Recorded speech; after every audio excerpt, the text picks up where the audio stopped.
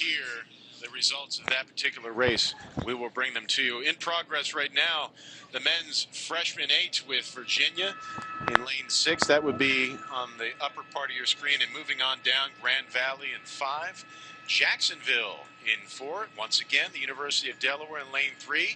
Drexel University, the Dragons in lane 2. And finally, the University of Michigan, the Wolverines in lane 1. And the Wolverines, pretty good rowing team over there in, I want to say Ypsilanti, but that would be Eastern Michigan, Ann Arbor. Ann Arbor, Michigan. Yeah, 88 people on their team, or excuse me, 63 people on their team, and they're all entirely walk-ons. Typically, they learn to row their freshman year, and then they graduate. You know, they move through the ranks and graduate. But Jacksonville, a very, very strong start here from Florida, Jacksonville, Florida. And those Fighting Blue Hens looking like they're contenders in this race as well. Definitely looking very close between Jacksonville and Udell for that first spot. And we also have lanes 2 and 5, Drexel and Grand Valley right now also in the mix for that third spot. This is Marine 6 along the waters of the Schuylkill, all gassed up and ready to go and providing us with the many pictures that you're seeing here this afternoon, up to Chopper 6 as well. Once again, this is the men's freshman 8. We're just over 2 minutes into this race, and it's just a wonderful day for racing. Yeah.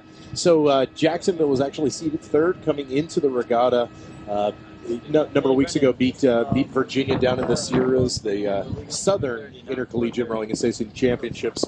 But they've been turning in the best times the whole regatta here for the freshman 8. Recent winners here for this particular race, the men's freshman 8, we're putting up on your screen. Last year, no surprise, Drexel. Drexel not only won the overall point standings, but also won the men's, the women coming in a tie for 3rd, which also helped their matters. But that was last year. 2012 Marietta, which, as we mentioned, was the very first overall points winner for the Vail Regatta back in 1934. Yes, this thing's been around for a long time. And then going back to 2011, the Boilermakers of Purdue. So Jacksonville stroking at about 36 strokes a minute, Delaware at 37. So even though they're putting in more repetitions per minute, still can't overtake Jacksonville.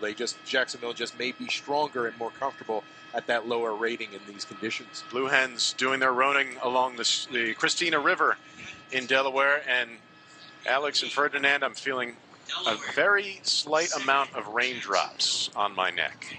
I know, I feel it too. Now, if it's raining, this race continues. If we have thunders, if we have lightning, that's a whole different matter, and we would actually clear things out. Yeah, the only 2 conditions, I mean, it's an outdoor sport, so rain doesn't bother us, but the only 2 conditions we can't row in is when the river's frozen over because of ice. Not going to be a challenge today, and then lightning. That's an issue. Delaware putting on an amazing sprint here, just a flurry in the middle of this race, just south of the 800-meter mark, it looks like. And just trying to come back on to terms with Jacksonville. This is the freshman 8. They want to win it.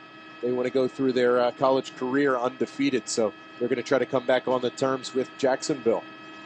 Good, and they've picked up their stroke rate in order to do that. They are now at 38 strokes per minute. I think this is going to be a good one. Yeah, they've almost entirely pulled back even, looking very, very good and competitive. I mentioned earlier it's tougher for crews to really come through in these last this last half of the course there because of the conditions. But Chuck Crawford, the head coach of University of Delaware, does a terrific job coaching these guys. And look at the riggers there. The riggers are what hold the oar onto the bottom, onto the side of the boat, just splashing against the waves. So we see the catch, we see the drive, we see the extraction. Every now and then you'll see an oar hit the water when it shouldn't, and that obviously slows things down.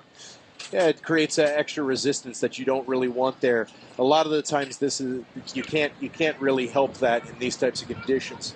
If you're dealing with a direct headwind, like we are now, that's good because it keeps everything kind of stable. But if every now and again we'll get gusts from one side to the other, and it will actually push the boat. The bottom of the boat is round, so it will push the boat over, and it will lean down on the starboard side and or the port side with these with these gusts of wind. The boats are now in our view as we look upriver to the Schuylkill River, and that is when the crowd starts to participate, and you can hear them start to get in there to a slight roar, and then to shouting and screaming, and then the cowbells. We're hearing that the Blue Hens are starting to pick things up, and so Jacksonville, obviously, in the corner of their eye, is seeing them in that boat off to their port side, and they're saying, you know what, we better pick things up. Yeah, we got to pick things up. We got to put our oars in the water, row a little bit cleaner.